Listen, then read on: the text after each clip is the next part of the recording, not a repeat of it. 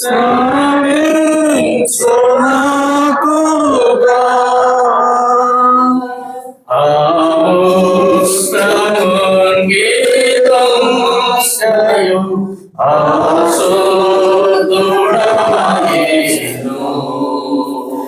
నేనాటి పాపిని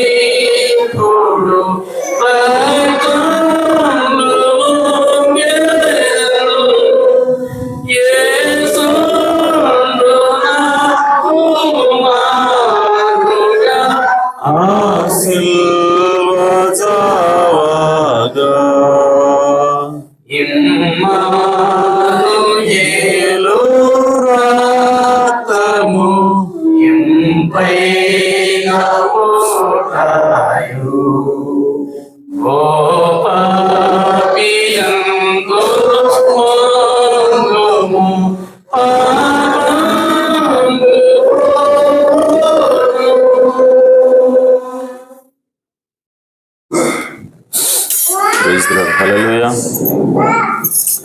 అలాగే నిలబడి ఉండగా పరిశుద్ధ గ్రంథం నుంచి చదువుకుందాం.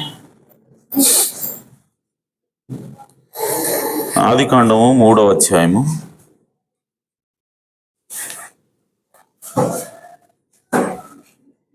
మొదటి నుండి కొన్ని వచనాలు చదువుకుందాం.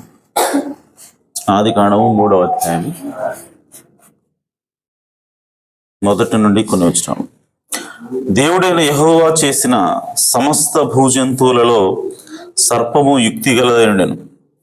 అది ఆ స్త్రీతో, ఇది నిజమా? ఈ తోట చెట్లలో దేని ఫలములైనను మీరు తినకూడదని దేవుడు చెప్పినా అని అడిగాను. అందుకు స్త్రీ, ఈ తోట చెట్ల ఫలములను మేము తినవచ్చును.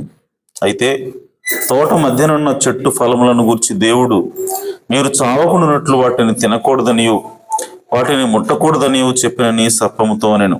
అందుకు సర్పము, మీరు చావనే చావరు, ఏలైనగా మీరు వాటిని తినుదినమున మీ కన్నులు తెరవబడిననియు మీరు మంచి చెడ్డలను ఎరిగిన వారై దేవతల వలె ఉందురనియు దేవునికి తెలియనని స్త్రీతో చెప్పగా, ఆ స్త్రీ ఆ వృక్షము ఆహారమునకు మంచిదియు కన్నులకు అందమైనదియు వివేకమిచ్చు రమ్యమైనదియునై ఉండుట చూచినప్పుడు ఆమె దాని ఫలములలో కొన్ని తీసుకుని తిని తనతో పాటు తన భర్తకును ఇచ్చెను.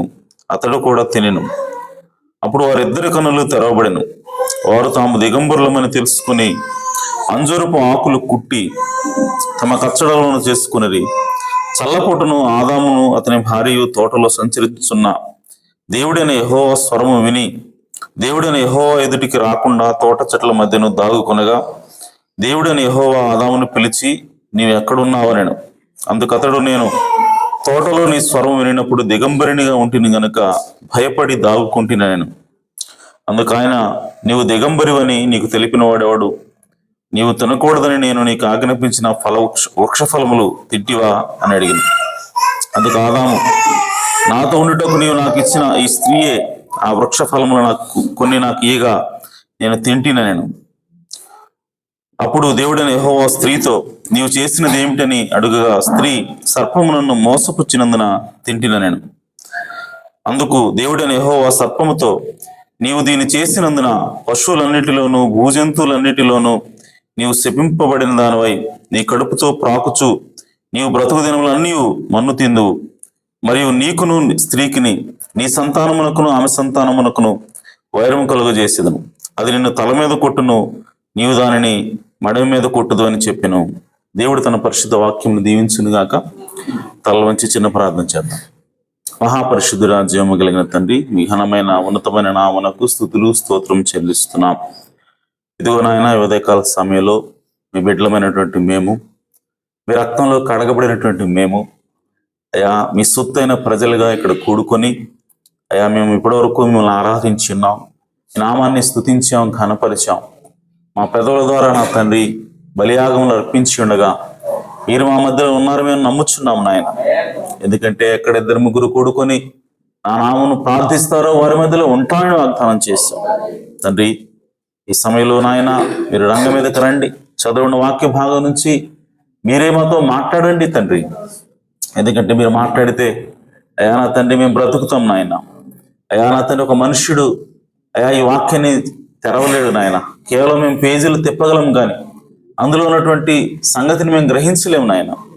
కనుక ఆ ప్రత్యక్షతను మాకు ఇవ్వమని ప్రార్థిస్తున్నాం అయ్యా. మీ యొక్క అభిషేకం మాకు ఇవ్వమని ప్రార్థిస్తున్నాం అయ్యా. మీరు ఏదైతే బోధించబోతున్నారో దానిని నాయన వినగలిగే చెవులను, గ్రహించగలిగే మనస్సును అయ్యా మా అందరికీ దయచేయమని, ఆ ప్రత్యక్షతను మాకు అనుగ్రహించమని మా ప్రభువును రక్షకుడునైనా యేసుక్రీస్తు నామములో ప్రార్థించడి వేడుకుంటున్నాను పరమ తండ్రి.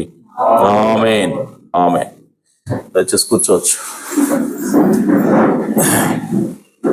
Praise the lord. హల్లెలూయా. అందరూ సంతోషంగా ఉన్నారా? ఆమేన్. చాలా సంతోషం. మరి ఈ విధంగా దేవుని సన్నిధిలో చేరి మనందరం దేవుని ఆరాధించడం గొప్ప సంగతి. దేవుడు మిమ్మల్ని సమృద్ధిగా దీవించును గాక. ఆమేన్.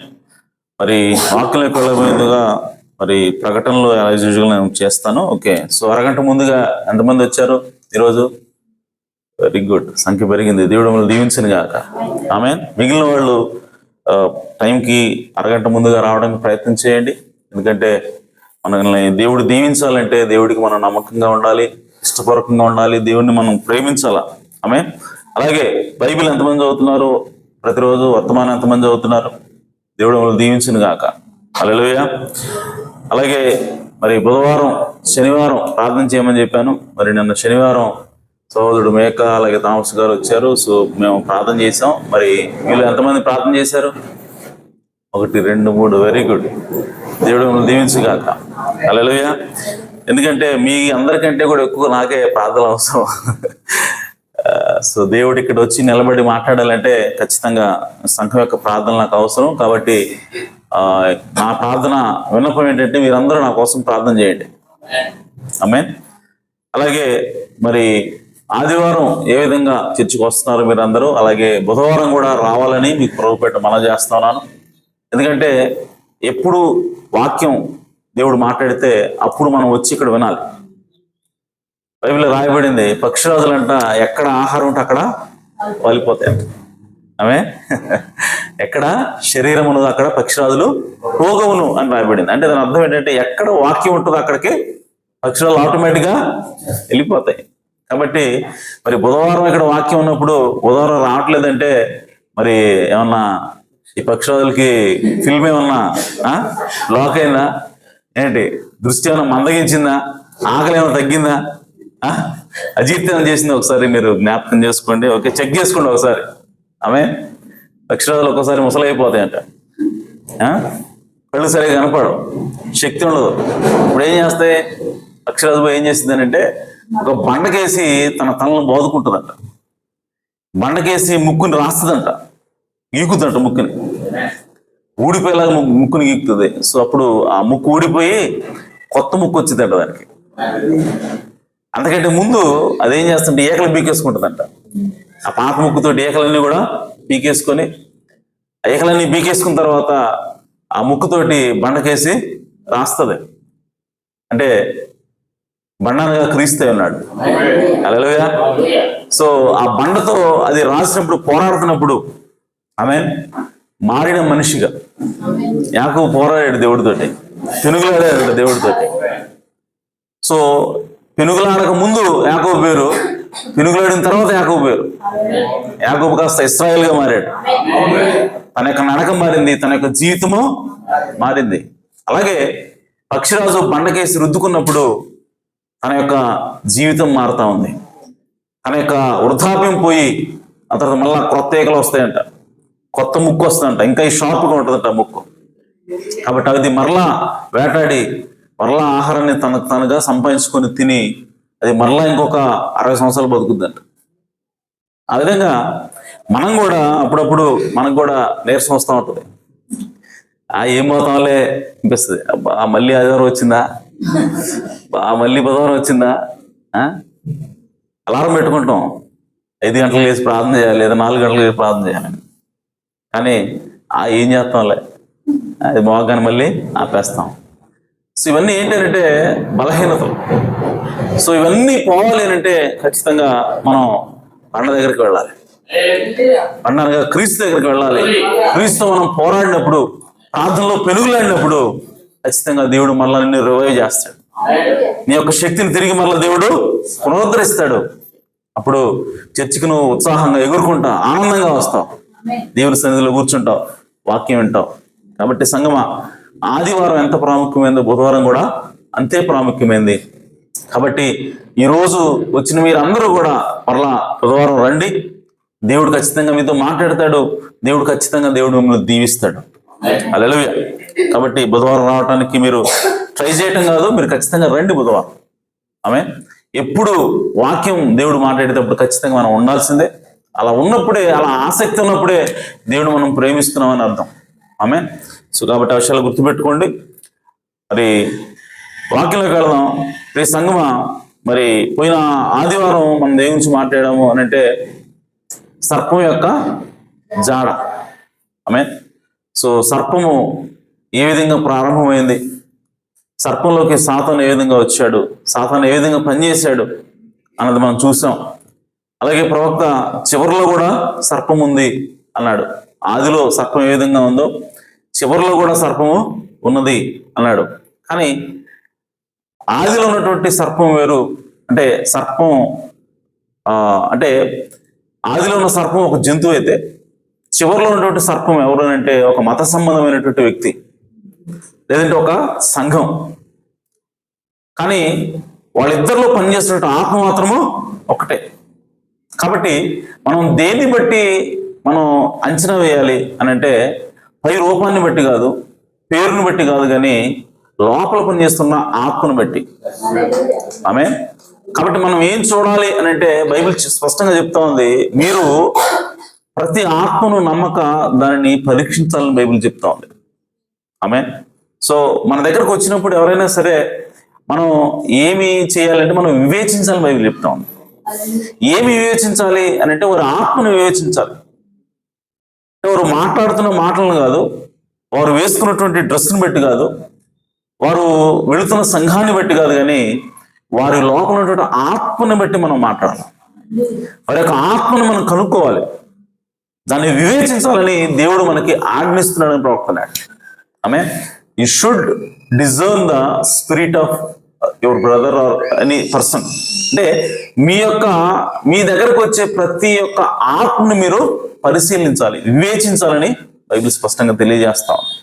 ఎందుకంటే ఆ ఆత్మ వెనుక ఉద్దేశాలు చూడాలి. మనం ఆత్మ వివేచించినట్టు అర్థం ఏంటంటే ఉద్దేశం చూడాలి. మాట్లాడుతున్నాం అంటే దాని వెనకాల ఖచ్చితంగా ఉద్దేశం అనేది ఉంటుంది. కాబట్టి ఆ ఉద్దేశాన్ని పట్టుకోగలగాలి. అలాగే ఈరోజు సంఘమా, మనం సంఘంలో ఉన్నప్పుడు సాతాను అనేక రూపాల్లో వస్తాడు, అనేక విధాలుగా వస్తాడు, అనేక బోధలతో వస్తున్నప్పుడు మనం ఏం చేయాలి అంటే దాన్ని ఆత్మను వివేచించాలి, వెనకాల ఉద్దేశాన్ని మనము వివేచించాలి. కాబట్టి ఆ విధంగా వివేచించగలిగేటువంటి సామర్థ్యాన్ని దేవుడే మనకి ఇస్తాడు. ఆమేన్. సో కాబట్టి ఆ విధంగా మనం ఖచ్చితంగా సర్పాన్ని కూడా మనము వివేచించాలి, సాతాన్ని కూడా మనము వివేచించాలి. ఎందుకంటే వాడు దేవుడు ఏ విధంగా మాస్కులు మారుస్తూ ఉంటాడో, దేవుడు ఏ విధంగా ఈ ఏమంటారంటే తెలుగులో ఏమంటాం, ముసుగు, దేవుడు ముసుగు మార్చినట్టుగా సాతాను కూడా ముసుగులు మారుస్తూ ఉంటాడు. ఆమేన్. చూడండి, దేవుడు ఏ విధంగా మారుస్తున్నాడు ముసుగులు అంటే, ఆయన అదృశ్య శక్తిగా ఉన్నాడు ప్రారంభంలో. ఆ తర్వాత ఆయన తనను తాను ఒక వెలుగు రూపంలోకి తెచ్చుకున్నాడు, అగ్నిస్తంభంలోకి వచ్చాడు. ఆయన అగ్నిస్తంభం అనేది ఒక ముసుగు.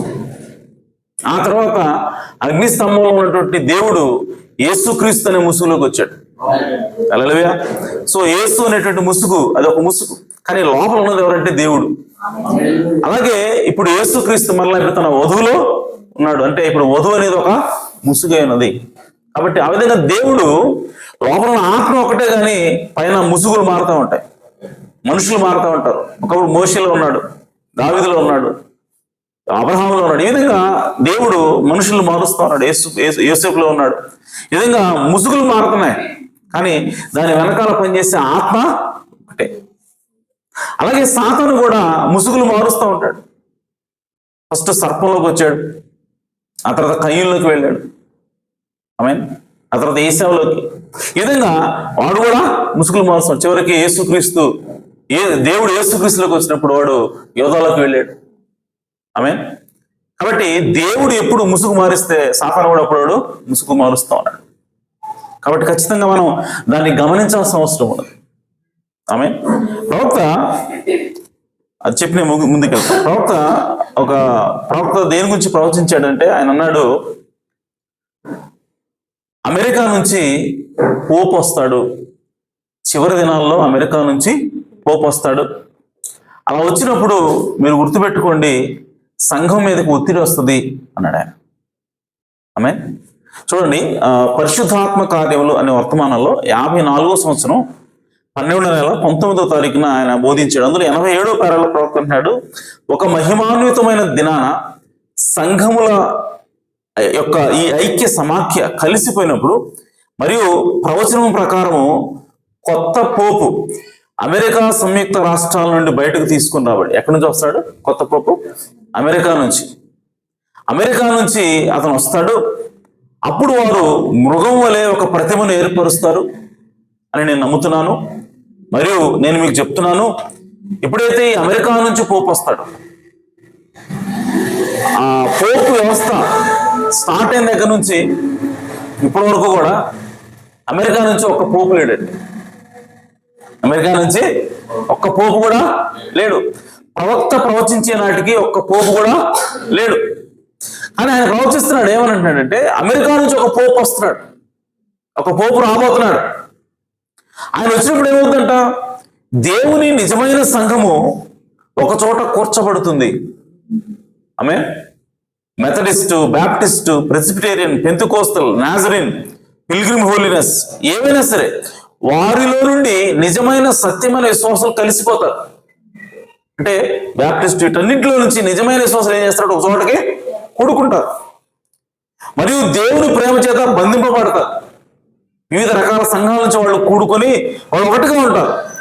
అది ప్రభువైన యేసుక్రీస్తు శరీరమును అనగా విశ్వాసులందరినీ చేస్తుంది. అంటే ఆ కలయిక, ఆ ఐక్యత, అదే ప్రభువైన యేసుక్రీస్తు శరీరం.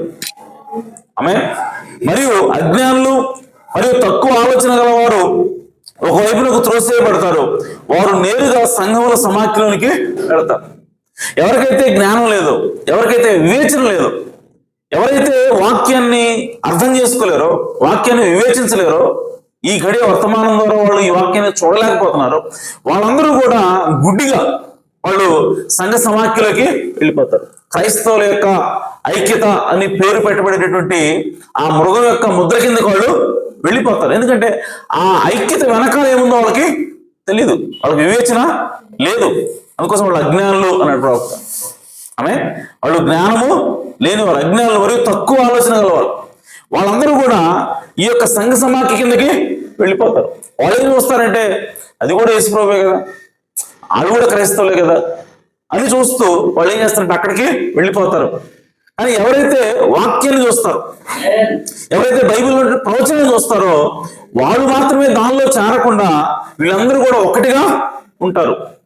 వీళ్ళందరి మీదకి, వీళ్ళు ఎప్పుడైతే ఒకటిగా ఉంటారో వీళ్ళందరి మీదకి ఇప్పుడు ఏమొస్తుందంటే ఒత్తిడి వస్తుంది. ఎప్పుడు ఈ ఒత్తిడి వస్తుంది అంటే ప్రవక్త అంటున్నాడు, అమెరికా నుంచి పోపు వస్తాడు. గమనించండి, ఆయన ఏమన్నాడు, అమెరికా నుంచి పోపు వస్తాడు. మరి మీలో ఎంతమంది తెలుస్తుందో నాకు తెలియదు, ఆ ప్రవచనం నెరవేరింది. హల్లెలూయా. ఆ ప్రవచనం ఆల్రెడీ నెరవేరింది. ఎన్ని సంవత్సరాలు అయింది ఇప్పటికి? సంవత్సరం 2 సంవత్సరాలు అయింది. అమెరికా నుంచి పోపు వచ్చాడు. ఆ పోపు పేరు లియో. లియో అనగా సింహం. ఆమె విచిత్రమైనటువంటి సంగతి ఏంటో తెలుసా?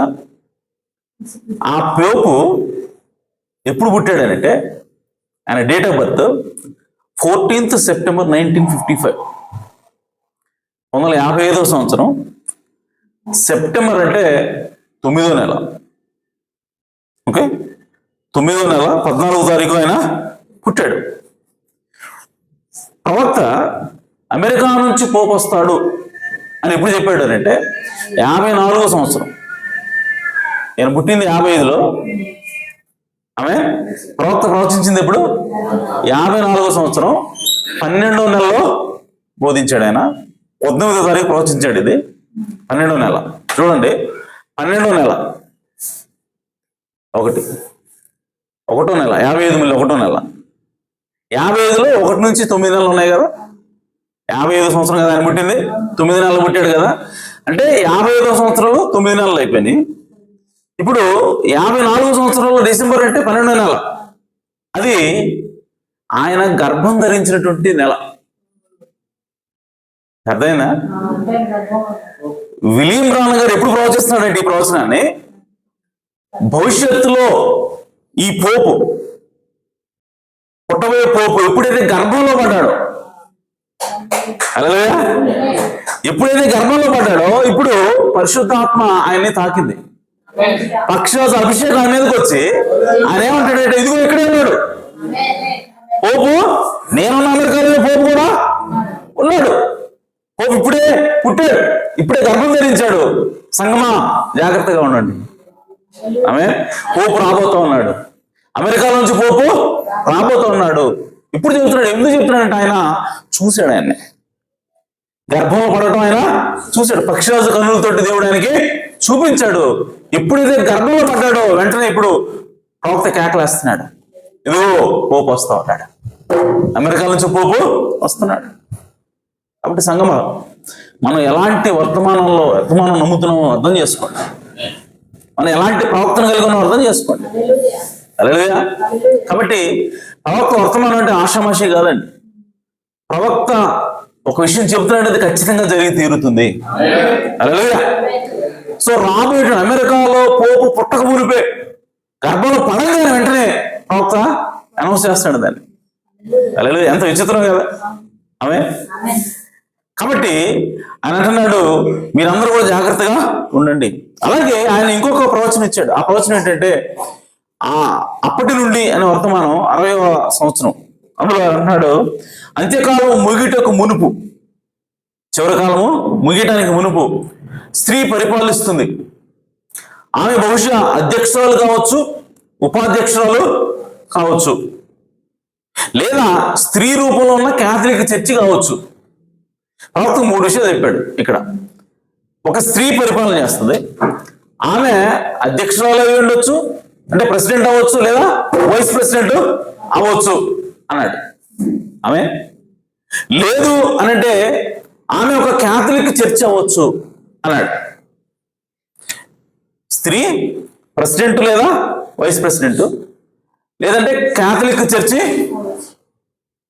ఏళ్తుంది, ఏది అమెరికాని ఏలుతుంది, అమెరికా మీద అధికారము చేస్తుంది అని చెప్తున్నాడు ఆయన. చూడండి, అమెరికాలో స్త్రీ వైస్ ప్రెసిడెంట్ అయింది, ఆమె కమలా హ్యారిస్. అంటే ఒక స్త్రీ వైస్ ప్రెసిడెంట్ అవుద్ది అన్నటువంటి లేఖనం, ప్రవచనం నెరవేరింది. ఇంకొక వర్తమానం ఆయన అన్నాడు, ఆమె ఊదా రంగు బట్టలు వేసుకుని ఉన్నది అని చెప్పాడు ఆమె. సో ఆ ఓతులు అంటే ఆ వైస్ ప్రెసిడెంట్ ఆమె ప్రమాణం చేసేటప్పుడు కూడా ఆమె అదే రంగు బట్టలు వేసుకుని ఉంది. ఆ ప్రవచనం కూడా నెరవేరు. ఇక రెండవది ఏమిటి అని అంటే, ప్రెసిడెంట్ లేదంటే క్యాథలిక్ చర్చ్ అయి ఉండొచ్చు అన్నాడు ఆయన. క్యాథలిక్ చర్చి ఏ విధంగా పరిపాలన చేస్తుంది? ఒకవేళ చేస్తే ప్రెసిడెంట్ రూపంలో వచ్చి చేస్తుంది. అంటే క్యాథలిక్ చర్చ్ నుంచి కనుక, క్యాథలిక్ సంఘం నుంచి కనుక ఒక వ్యక్తి ప్రెసిడెంట్ అయితే, ఇప్పుడు ఆ దేశాన్ని ఎవరు వెళ్తున్నట్టు? క్యాథలిక్ సంఘం వెళ్తున్నట్టు. ఇప్పుడు జో బైడెన్ అనేటువంటి వ్యక్తి ప్రెసిడెంట్ అయ్యాడు, అతను ఎవరంటే క్యాథలిక్. ఆమె అంటే వైస్ ప్రెసిడెంట్ స్త్రీ వైస్ ప్రెసిడెంట్ అవుద్ది, అది నెరవేరింది. అలాగే ఒకవేళ ఆ స్త్రీ క్యాథలిక్ సంఘం అవుతుంది అంటే ప్రెసిడెంట్ స్థానంలో క్యాథలిక్ ప్రెసిడెంట్ వస్తాడు అన్న ప్రవచనం కూడా నెరవేరింది. ఆమె ప్రవక్త అన్నాడు, స్త్రీ పరిపాలిస్తుంది, ఆమె బహుశా అధ్యక్షురాలు కావచ్చు, ఉపాధ్యక్షురాలు కావచ్చు, లేదా స్త్రీ రూపంలో ఉన్న క్యాథలిక్ చర్చి కావచ్చు. నేను ఆమెను చూశాను, ఒక గొప్ప స్త్రీ, దేశం ఆమెకు తల వంచింది. అంత్యకాలం ముందు ముగిటకు మునుపు అది ఎవరికో ఒకరికి జరుగుతుంది. ప్రభు ఇలా సెలవిస్తున్నాడు. ప్రవక్త 10 సైతలాడు అంటున్నాడు ప్రవక్త. దీన్ని రాసి పెట్టుకోండి అవుతున్నాడు. దీనిని రాసి పెట్టుకోండి, యువకులారా పరిశీలించి తెలుసుకోండి, అది జరుగుతుందో లేదో చూడండి. ఒకవేళ అది జరగకపోతే నేను అబద్ధ ప్రవక్తని. ఆమె ప్రవక్త చెప్పింది కరెక్ట్, ఎగ్జాక్ట్ జరిగింది అది. ఆమె కాబట్టి మనం నమ్మే ప్రవక్త నిజమైన ప్రవక్త అన్నాడు. ఆమె కాబట్టి మనం ఖచ్చితంగా వర్తమానాన్ని పరిశీలన చేయాలి, వర్తమానాన్ని ధ్యానించాలి, దాని ప్రకారం జీవించాలి. అలా చేసినప్పుడు మనం ఖచ్చితంగా పరలోకానికి వెళ్తాం. మనం ఆలయ మార్గంలో ఉన్నాం. చాలా మంది అనుకుంటున్నారా ఏదో అందరూ సంఘశాఖలకు పోతే మనం ఈ చర్చికి పోతున్నాం అంతే, వాళ్ళు బ్యాప్టిస్ట్ పోతున్నాం, మనం ఇక్కడికి పోతున్నాం. వాళ్ళకు ఒక పాస్టర్ గారు ఉన్నాడు, మనం ఒక వధువు, ఇక్కడ ఒక వధువు సంఘంలో మాస్టర్ గారు ఉన్నాడు, అంతే తేడా ఏం లేదు, మిగతా అంతా ఒకటే అనుకుంటున్నారు. అని సంగమా, మనం ఎలాంటి వర్తమానంలో ఉన్నాము, మనం ఎలాంటి వర్తమానం కింద ఉన్నామో మీరు ఒకసారి కళ్ళు తెరిచి చూడాలని చూస్తున్నాం. ఆమె కాబట్టి ఇది అల్లటప్పకు తీసుకోవాకండి, ఇది ఆషామాషి కాదండి. ఈ వర్తమానము నిజంగా దేవుని చేత పంపబడినటువంటి వర్తమానమైన, దేవుడు తన వధువుని పరలోకం చేసుకోవడానికి, దేవుడు తన వధువుని ఎత్తబడేసి తీసుకోవడానికి ఇచ్చినటువంటి వర్తమానమైనది. కాబట్టి దీని విషయంలో జాగ్రత్త వహించండి. ఇది ఏది చెబితే దాన్ని మనం నమ్మాల్సిన అవసరం ఉన్నది, దాని ప్రకారం జీవించాల్సిన అవసరం ఉన్నది. ఎందుకంటే ఇది సత్యమైనటువంటి వర్తమానమైనది. హల్లెలూయా. కాబట్టి సంగమా జాగ్రత్త వహించండి. ఎందుకంటే ఆదివారం రండి, అరగంట ముందు రండి, బుధవారం రండి, ప్రార్థన చేయండి, బైబిల్ చదవండి, ఇవన్నీ నేను చెప్పి ప్రవక్త చెప్తున్నాడు. హల్లెలూయా. సో దాని ప్రకారం చేయండి, దేవుడు ఖచ్చితంగా మిమ్మల్ని తీసుకుని వెళ్తాడు అక్కడికి. చూడండి, ఇక్కడ మనం నీవు ఏ పెంతెకోస్తు వర్తమానం కిందో లేదంటే బ్యాప్టిస్ట్ వర్తమానం కింద ఉండి నువ్వు ఎన్ని చేసినా ఉపయోగం లేదు. కానీ నువ్వు ఆల్రెడీ మార్గంలో ఉన్నావు, నువ్వు పరలోకం వెళ్ళేటువంటి వర్తమానంలో ఉన్నావు. ఇక్కడ ఉండి కూడా నువ్వు నిర్లక్ష్యించావు, నేను ఎవరు కాపాడలేడు. ఆమె నువ్వు బుద్ధి లేని కనికలాగా మిగిలిపోతావు. కాబట్టి అజాగ్రత్త వద్దు, అలక్ష్యం వద్దు, మీరు ఖచ్చితంగా జాగ్రత్త వహించాల్సిన అవసరం ఉన్నది. మీరు శ్రద్ధగా వాక్యం వినాల్సిన అవసరం ఉన్నది. ఎందుకంటే మనం చివరి దినాల్లో ఉన్నాము, ఇక సమయము లేదు.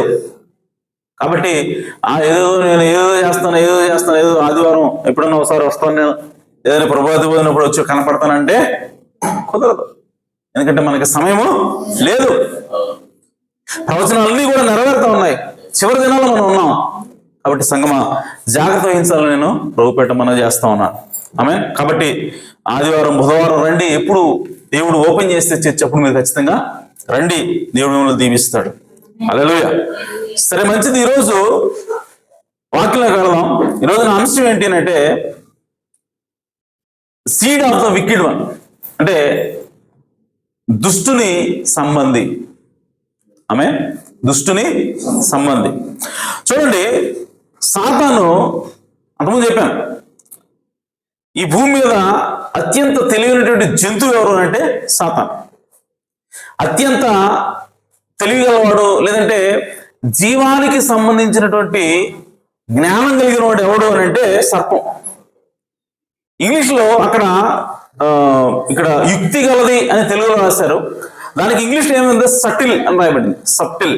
ఓకే, అంటే దాని అర్థం ఏమిటంటే జీవానికి సంబంధించినటువంటి నాలెడ్జ్, జీవానికి సంబంధించినటువంటి జ్ఞానం కలిగిన వ్యక్తి అని అర్థం.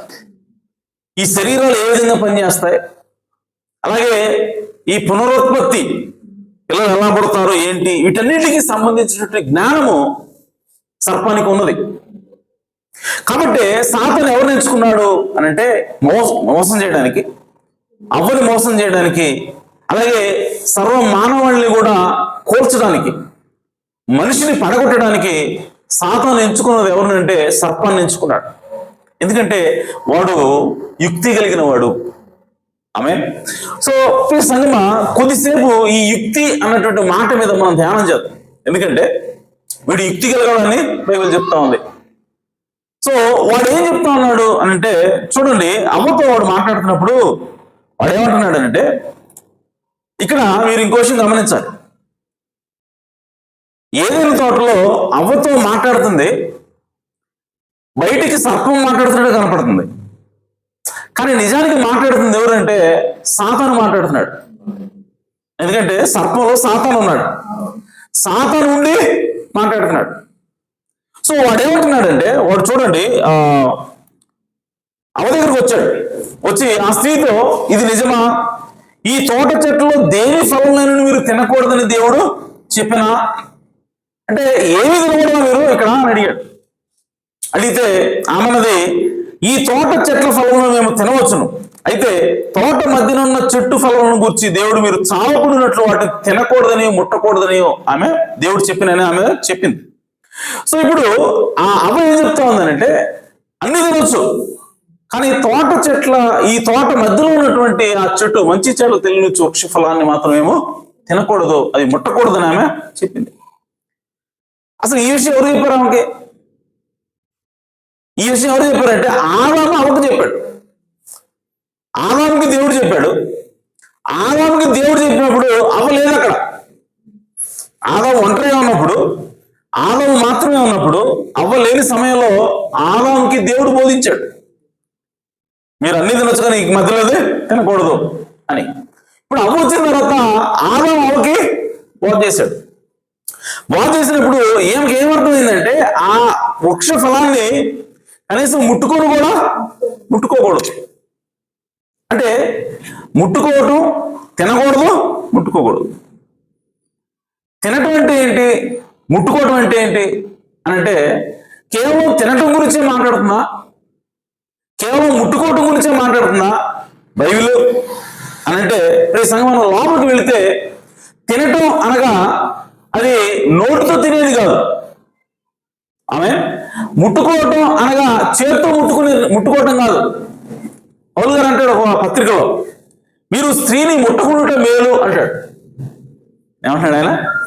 స్త్రీని ముట్టుకుండుట మేలు అంటున్నాడు. అంటే అంటుకోకూడదనా?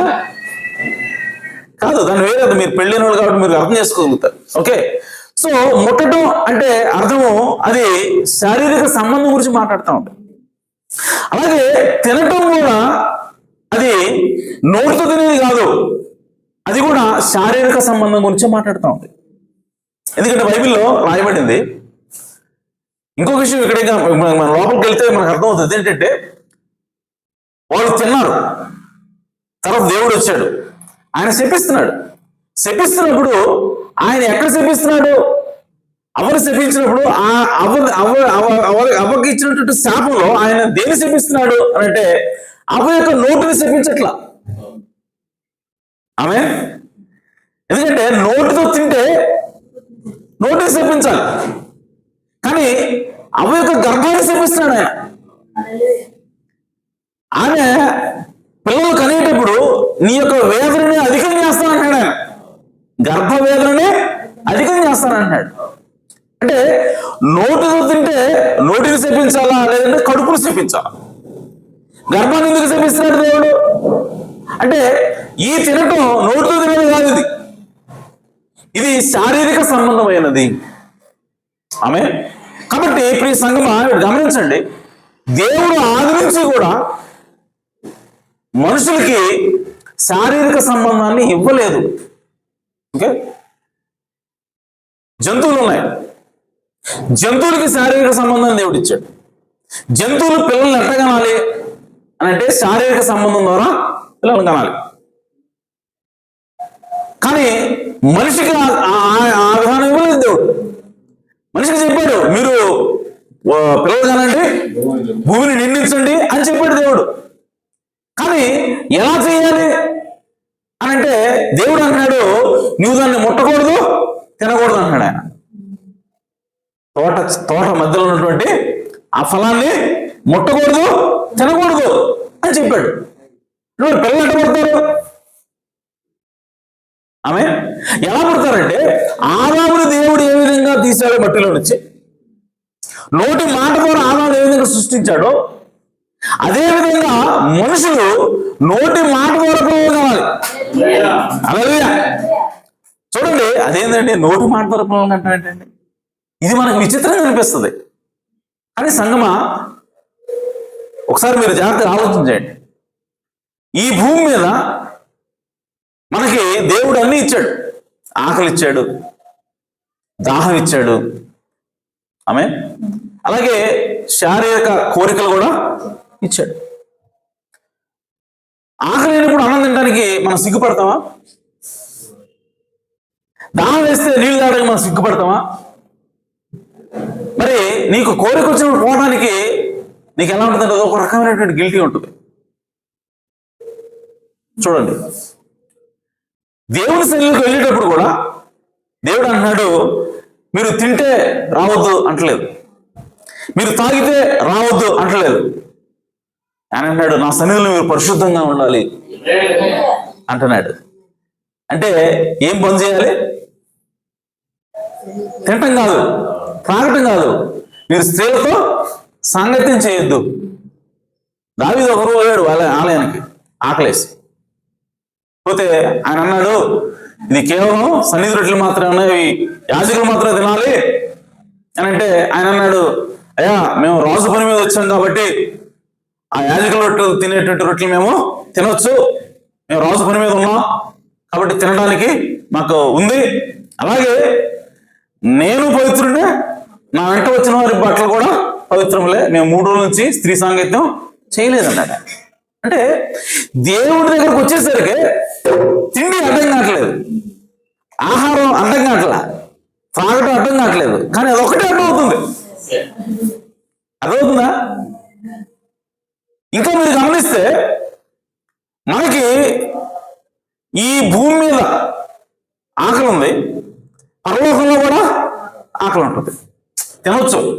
ఓకే, ఇక్కడ తాగినట్టుగా అక్కడ కూడా తాగొచ్చు.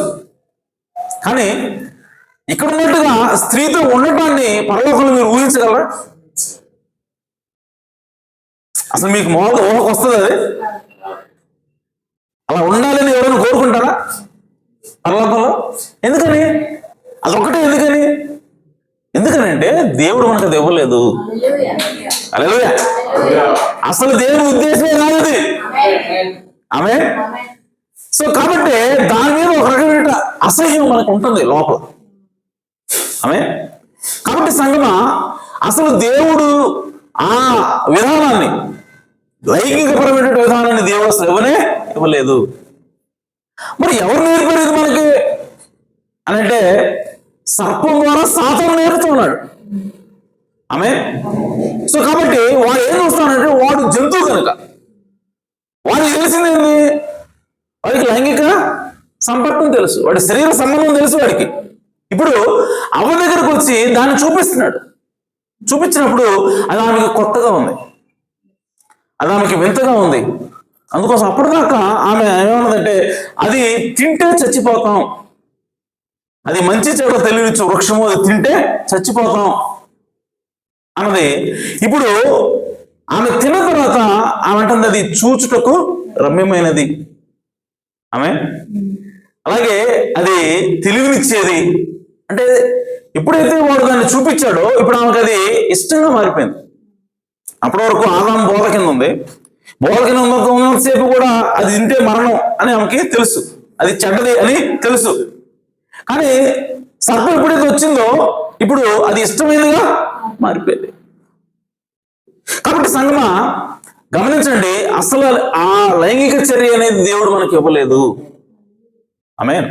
అందుకోసం దేవుడు అంటున్నాడు, కొంతమంది వచ్చి ఈ ప్రశ్న అడిగారు, భూమి మీద ఉన్నప్పుడు ఒక ఆమె ఒకటికి పెళ్లి చేసుకుంది, వాడు చనిపోయాడు, ఇంకొకరిని చేసుకుంది, వాడు చనిపోయాడు, ఇంకొకరిని చేసుకుంది, అంటే 7 చేసుకుంది, 7 చచ్చిపోయారు.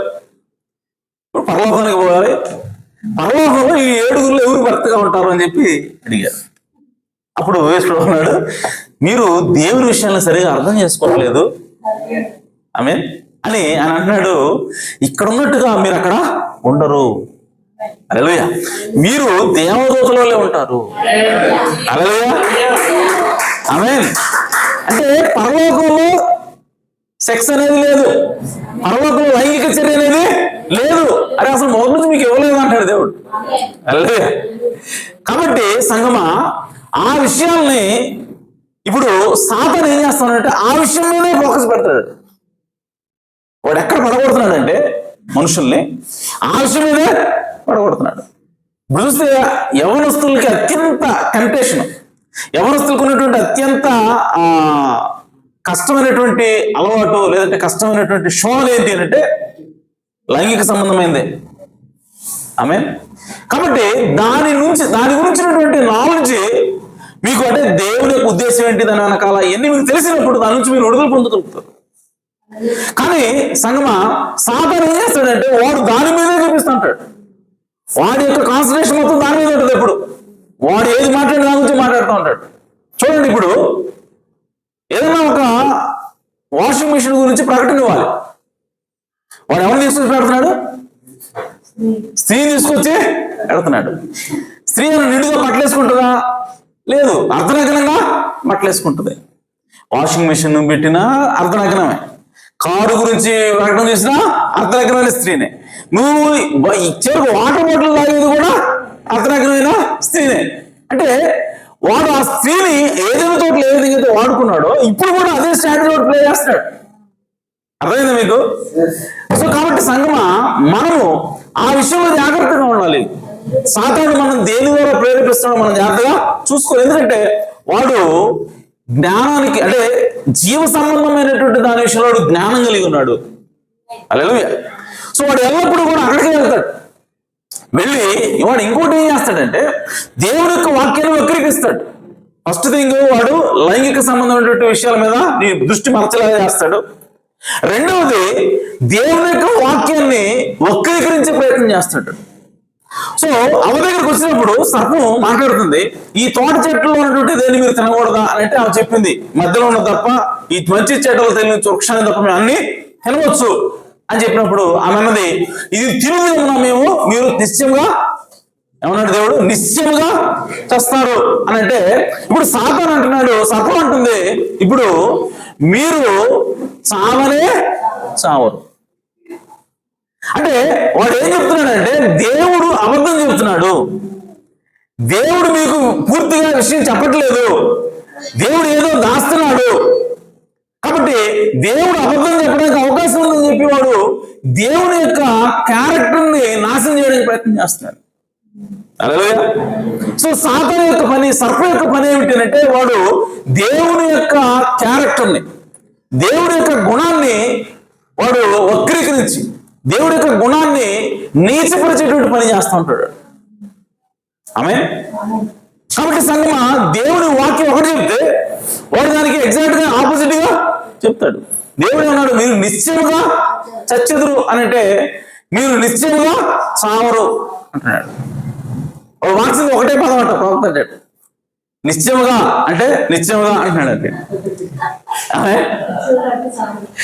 మీరు చచ్చెదురు అని అంటే మీరు చావరు అంటున్నాడు. ఒక్క మాట మార్చాడు.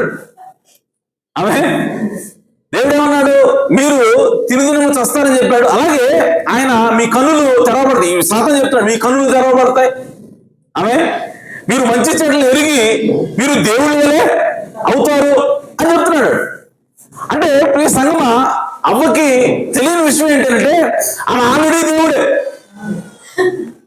ఆమె ఆదాము దేవుడు, కాబట్టి ఆయనలో వచ్చేటువంటి అవ్వ కూడా దేవుడే, ఆ స్త్రీ కూడా దేవుడే. కానీ వీళ్ళకి తెలియనటువంటి విషయం ఏంటంటే వీళ్ళకి మంచి చెడ్డల తెలివి, దీనికి సంబంధించిన నాలెడ్జ్ మాత్రమే లేదు. మిగతా అన్ని విషయంలో దేవుడే. ఆమేన్. కానీ ఎప్పుడైతే మీరు వచ్చి మీ కన్నులు తెరవబడతాయి, మీరు మంచి చెడులను తెలుసుకుంటారు అని చెప్పినప్పుడు, ఇప్పుడు అవ్వ ఏమన్నదంటే ఆ మంచి చెడులను తెలివి నాకు కావాలి, దేవుడు నాకు ఇవ్వలేదు. ఆమె దేవుడు ఎవరు దాన్ని నేను ఇప్పుడు పొందుకోవాలనుకుంటున్నాను అని అన్నదామె. అంటే అవ్వ ఎక్కడ పడిపోయిందని అంటే దేవుడు ఇవ్వనటువంటి ఆ నాలెడ్జ్, ఆ జ్ఞానం నాకు కావాలని కోరుకుంది. కాబట్టి ఇప్పుడు సర్పం ఆమెనే పట్టుకున్నది. ఆమె మరి వాడు చెప్పింది అబద్ధం అంటే వాడు చెప్పింది నిజమే. ఒక కళ్ళు తెరవబడ్డాయి, అంతకుముందు మూసుకొని పోయాయి ఉన్నాయి. అంతకుముందు ఒక కళ్ళు తెరవబడలేదు. అందుకోసమే వాళ్ళు దిగంబరులు అన్న విషయాన్ని వాళ్ళు గ్రహించలా. ఆమె కానీ ఎప్పుడైతే వాడు ఆ పండు ఓపెన్ చేశాడో ఇప్పుడు వాళ్ళ కళ్ళు తెరవబడి మేము దిగంబరులు వాళ్ళు గుర్తిస్తూ ఉన్నారు. మరి అంతకుముందు ఎందుకు తెరవబడలేదు వాళ్ళకి అని అంటే వాళ్ళు చిన్నపిల్లలాగా ఉన్నారంట. ఇప్పుడు చిన్నపిల్లలు 5 సంవత్సరాలు ఏదన్నా 3 సంవత్సరాల పిల్లలు వాళ్ళు నడి రోడ్లు బట్టలిప్పి పాసుకెళ్తారు, లేదా స్నానం చేస్తారు, లేదా గెంతుతారు, ఆడుకుంటారు. కానీ వాళ్ళకేమి తేడా తెలియదు. ఆడపిల్లలు మగపిల్లలు కలిసి ఆడుకోవచ్చు, కానీ వాళ్ళకేమి తేడా తెలియదు. కానీ ఎప్పుడైతే వాళ్ళకి 14 సంవత్సరాలు లేదంటే 10 సంవత్సరాలు వస్తాయో అప్పుడు ఆ విధంగా ఆడుకుంటే ఆడుకోరు. కారణం ఏంటంటే వాళ్ళ లోపల ఉన్నటువంటి ఆ హార్మోన్స్ యాక్టివేట్ అవుతాయి. అంతకుముందు ఆ హార్మోన్స్ యాక్టివిటీలు లేవు కాబట్టి వాళ్ళు చిన్నపిల్లలాగా ఉన్నారు. కాబట్టి వాళ్ళకి దిగంబరంలో ఉన్న విషయం వాళ్ళకి తెలియదు. అవ్వాదములు కూడా ఆ పండు తినకముందు వరకు వాళ్ళు చిన్నపిల్లలాగే ఉన్నారు. వాళ్ళ లోపల హార్మోన్స్ అనేవి యాక్టివేట్ కాలేదు. అది ఎప్పుడైతే ఆ పండు తినదో ఇప్పుడు ఆ హార్మోన్స్ అనేవి యాక్టివేట్ అయినాయి కాబట్టి వాళ్ళు వెంటనే మేము దిగంబరంలో ఉన్నాడు గుర్తించారు. ఆ మాట సాతాను చెప్పేది నిజమే, వాళ్ళ కళ్ళు తెరవబడ్డాయి. అలాగే వాడు ఏమన్నాడంటే మీరు మంచి చెడ్డలను ఎరుగునట్లు దేవుళ్ళ వలె మీరు అవుతారు అన్నాడు. ఆ తర్వాత దేవుడు వచ్చి ఆదాము ఆ పాపం చేసిన తర్వాత దేవుడు అంటున్నాడు మంచి చెడ్డలు ఎరుగునట్లు ఆదాము మనలో ఒకని వంటి వాడు ఆయన అన్నాడా. ఆదాము మంచి చెడ్డలను ఎరుగునట్లు ఆదాము ఇప్పుడు మనలో ఒకటి వంటి వాడు ఆయన. ఆమె సో కాబట్టి సాతాను చెప్పింది నిజమే, మంచి చెడ్డలు తెలియదు వస్తుంది, అప్పుడు మీరు దేవుళ్ళు లాగా ఉంటారన్నాడు. కరెక్టే ఆ మాట, కన్నులు తెరవబడతాయి, కరెక్టే. కానీ ఒకే ఒక అబద్ధం ఏంటంటే దేవుడు చస్తారు అంటే మీరు చావరు అని చెప్పాడు. అంతే. ఆ ఒక్క మాట కలిపినందుకు అవ్వ పడిపోయింది, ఆమెతో పాటు మనం సర్వ మానవాళి పడిపోయింది. కాబట్టి సంగమం ఈరోజు మనము బ్రతకాలి అంటే మనం ఎక్కడ ఉండాలంటే వాక్యం వెనక దాక్కోవాలి. ఈరోజు మనం రక్షించబడాలి అంటే సాతాను యొక్క కుయుక్తుల్ని జయించాలంటే మనం ఎక్కడ ఉండాలంటే వాక్యం వెనకాల ఉండాలి. అంతేగాని వాక్యాన్ని దాటి మనం వచ్చామనుకో అంటే నోడు పట్టేసుకుంటాడు. కాబట్టి అవ్వ చేసిన తప్పును మనము చేయకూడదు. మనం ఎల్లప్పుడూ కూడా వాక్యం వెనకాలే ఉండాలి. అప్పుడే అదే మనకి రక్షణ. కాబట్టి ఆ విధంగా సాతాను ఏం చేశాడంటే సర్పం ద్వారా వాడు అవ్వని మోసం చేశాడు. ఎందుకనంటే సర్పము యుక్తి గలదైనది. ఆమేన్. అలాగే ఈ సంగమా చూడండి, సమూయేలు గ్రంథంలో ఒక ఇది ఉంటుంది, అక్కడికి వెళ్దాం. అక్కడ ఒకడు ఉన్నాడు, అమ్నోను అని ఒకడు ఉన్నాడు. వాడి సంగతి చూద్దాం.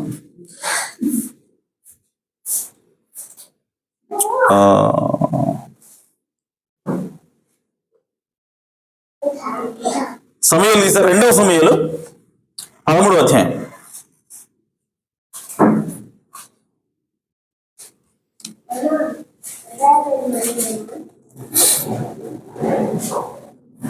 తర్వాత దావీదు కుమారుడు అబ్షాలోమునకు తామారును ఒక సుందరవతి యొక్క సహోదరి ఉండగా దావీదు కుమారుడు అమ్నోను ఆమెను మోహించును.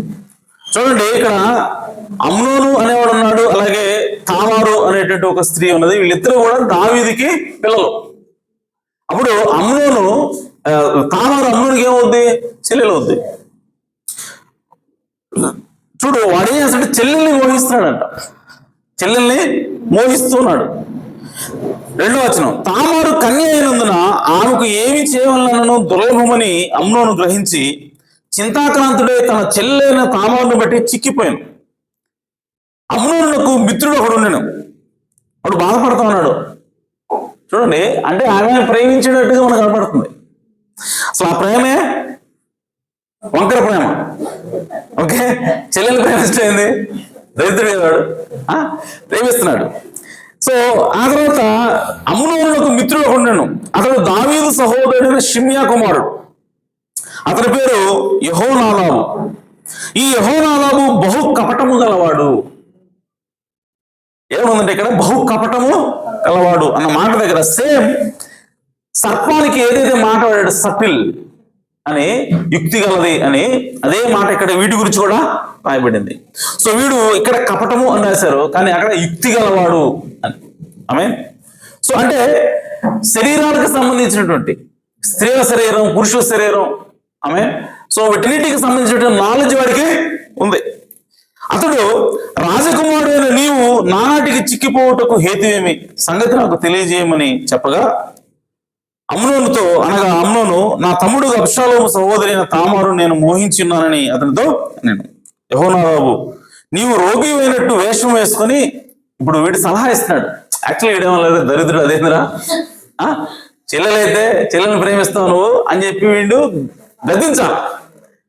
కానీ వీడు కపటం గలవాడు, అంటే కుయుక్తి గలవాడు, యుక్తి గలవాడు వీడు.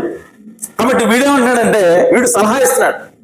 ఏమని సలహా అంటే, నీవు రోగి అయినట్టు వేషం వేసుకుని నీ మంచం మీద పండుకునేటము, నీ తండ్రి నిన్ను చూసుకు వచ్చినప్పుడు నీవు నా చెల్లెలైన తామారు చేత సిద్ధపరచబడిన భోజనమును భుజించినట్లు ఆమె వచ్చి నేను చూస్తుండగా దాన్ని సిద్ధం చేసి నాకు పెట్టునట్లు సెలవుమని అడుగుమని అతనికి బోధింపగా అమ్నోను పడక మీద పండుకున్నాడు. ఇక అంటే స్టార్ట్ చేసే డ్రామా.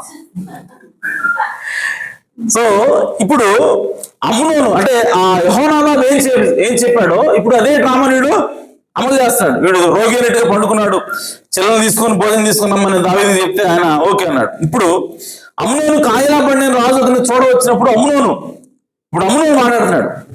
నా చెల్లెలకు తామారు చేతి వంటకము నేను భుజించినట్లు ఆమె వచ్చి నేను చూస్తుండగా నా కొరకు 2 అప్పములు చేయుటకు సెలవుమని రాజుతో మనవి చేయగా, ఇప్పుడు చెల్లెలు పంపించు, ఆమె నాకు వండి పెడుతుంది అని చెప్పి వీడు చెప్తున్నాడు అమ్నోను.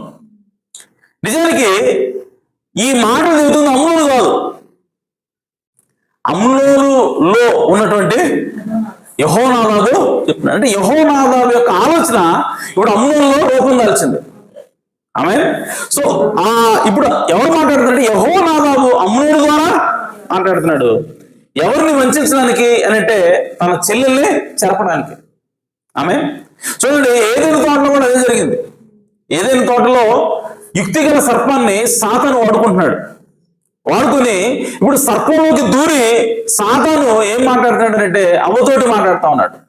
సో ఆ సర్పం మాట్లాడినటువంటి మాటలన్నీ కూడా ఎవరు అంటే సర్పాలు కాదు కానీ వీడి సాతాను అవి. ఆమె ఎందుకంటే మీకు ప్రకటన గ్రంథంలోకి వచ్చేసరికి అని అంటాడు, యోహాను గారు అంటాడు, చూడు ఆది సర్పం వాడు అపవాదియు సాతానై ఉన్నాడు. ఆమె యోహాను ఏమంటున్నాడు? ఆది సర్పము అంటే మొదట్లో ఉన్నటువంటి సర్పము వాడు ఎవరు అంటే అపవాది మరియు సాతానై ఉండును. అంటే సర్పం అంటలేదు ఆయన, సర్పాన్ని ఇప్పుడు ఏమంటాడు? సాతాను అంటున్నాడు, అపవాది అంటున్నాడు. సర్పం అపవాది ఎప్పుడైంది అని అంటే ఈ సర్పంలోకి ఎప్పుడైతే సాతాను ప్రవేశించిందో ఇప్పుడు దేవుడు దాని సర్పం అంటలేదు కానీ ఇప్పుడు ఆ సాతాను అంటున్నాడు, అపవాది అని అంటున్నాడు. అలాగే పేతురులోకి ఒకసారి వచ్చాడు. పేతురులోకి వచ్చినప్పుడు యేసు ఏమన్నాడంటే, పేతురు నా వెనక పో అంటలా. దేవుడు అన్నాడు, సాతానా నా వెనక్కి వెళ్ళు అన్నాడు. ఎందుకంటే పేతురు లోపల ఉన్నది ఎవరో దేవుడికి తెలుసు. అలాగే ఈ అమ్నోను లోపల నుండి పనిచేస్తున్న ఎవరంటే యెహోనాదాబు అనేవాడు పనిచేస్తా ఉన్నాడు. సో వాడు ఏం చేస్తున్నాడు? తన చెల్లెలు ఎలా చెరపాలో వాడు ప్లాన్ ఇస్తా ఉన్నాడు. ఆమేన్. సో కాబట్టి ఈ యుక్తి ఏం చేస్తా ఉందనంటే లైంగిక చర్యను చేసేలాగా, అంటే దేవుని యొక్క వాక్యానికి వ్యతిరేకంగా ప్రవర్తించేలాగా ఈ యొక్క యుక్తిపరుడు అక్కడ పనిచేస్తా ఉన్నాడు. ఏదైనా తోటలో ఏ విధంగా ఆ యుక్తిపరుడిని సాతానుడు వాడుకున్నాడో ఇక్కడ కూడా యెహోనాదాబు ఈ అమ్నోనుని వాడుకుని చివరికి తన చెల్లెల్ని పాడు చేస్తాడు. పాడు చేసేంత వరకు వాడు చాలా ప్రేమతో ఉన్నాడంట. కానీ ఎప్పుడైతే పాడు చేశాడో బైబిల్లో మీరు కింద చదువుతారు, వాడు ఎక్కడ లేని ద్వేషం వచ్చిందంట వాడికి, అమ్మాయి మీద ద్వేషం వచ్చి నువ్వు ఒక్క క్షణం కూడా ముందు కనపడద్దు వెళ్ళిపో అంటాడు అంటాడు.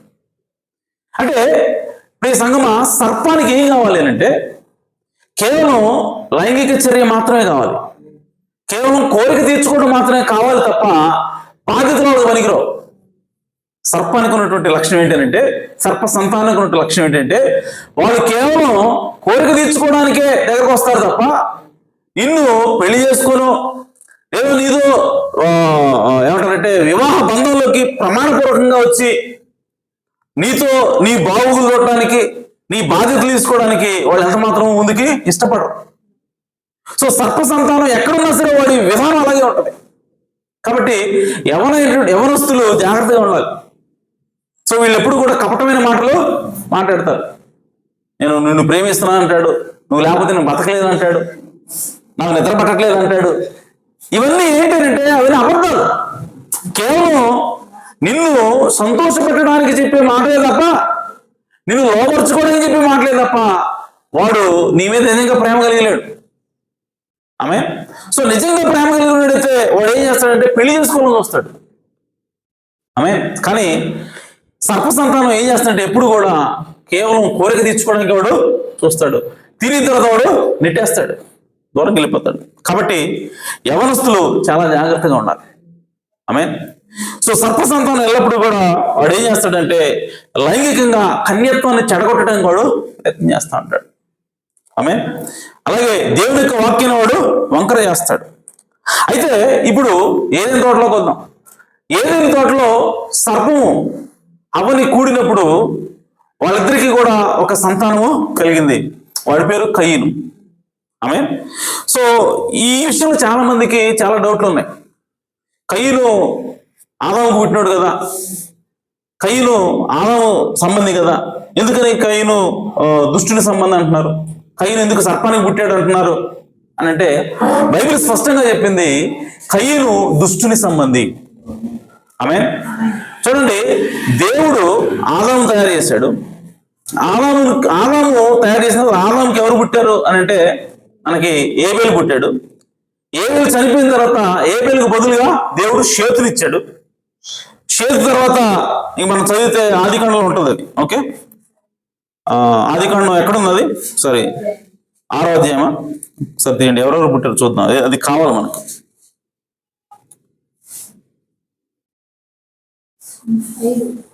ఇదా చదవండి ఒకసారి. ఆదాము వంశావళి గ్రంథం ఇదే. దేవుడు ఆదామును సృజించిన దినమున దేవుని పోలికగా అతను చేసెను, మగవానిగాను ఆడదానిగాను వారిని సృజించి వారు సృజించబడిన దినము వారిని ఆశీర్వదించి వారికి నరులను పేరు పెట్టెను. ఆదాము 130 ఏళ్ళు బ్రతికి తన పోలికగా తన స్వరూపమున కుమారుని కని అతనికి షేతు అను పేరు పెట్టెను. చూడండి, ఆదాము 130 ఏళ్ళు తర్వాత ఎవరిని కంటున్నాడు అంటే షేతుని కంటున్నాడు. ఆమె. తన పోలికన తన స్వరూపము తన పోలికగా ఆదాము షేతుని కన్నాడు. ఆ తర్వాత షేతు కనిన తర్వాత ఆదాము బ్రతికిన ఏళ్ళు తర్వాత షేతు తర్వాత ఎవరున్నారు? ఎనోషు. ఆమె. ఎనోషు తర్వాత ఎవరు? కైనాను. కైనాను తర్వాత ఎవరు?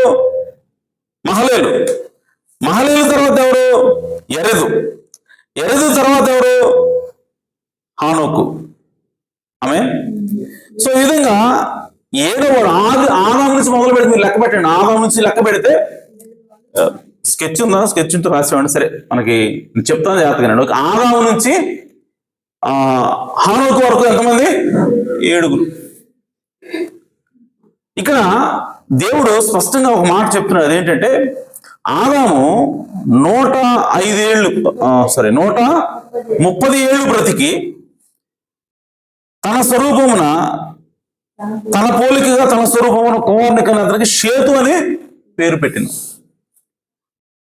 చూడండి, 130 ఏళ్ళు బ్రతికిన తర్వాత షేతు అని పేరు పెట్టాడు. షేతును కనిన తర్వాత, ఇంకా స్పష్టంగా మాట్లాడుతున్నాడు, షేతును కనిన తర్వాత ఆదాము బ్రతికిన దినములు 800 ఏళ్ళు. అతడు కుమారులను కుమార్తెలను కనెను. షేతును కన్న తర్వాత అతను ఇంకా కుమారులు ఇంకా కుమార్తెలు పుట్టారని దేవుడు చెప్తున్నాడు. మరి షేతు కంటే ముందు కన్నటువంటి ఈ కయ్యను పరిస్థితి ఏంటి? కయ్యను గురించి దేవుడు ఎందుకు మాట్లాడలేదు ఇక్కడ? ఆమె. ఇప్పుడు షేతు కంటే ముందు కదా యాక్చువల్ దేవుడు ఎక్కడ మొదలు పెట్టాలి? కయ్యనుతో మొదలు పెట్టాలి. కానీ కయ్యనుతో మొదలు పెట్టకుండా దేవుడు షేతుతో మొదలు పెడుతున్నాడు. ఇంకా ఏమంటాడు? తన పోలిక చొప్పున తన స్వరూపం ముందు షేతుని కన్నాడు అంటున్నాడు. ఆమె. సో అంటే కయ్యను ఆదాము యొక్క వంశావళి గ్రంథంలో లేడు. కానీ మీరు చదివితే అక్కడ ఏముంటుందంటే ఆదాము హవ్వను కూడినప్పుడు ఆమె గర్భవతి అయి ఎవరిని కన్నది?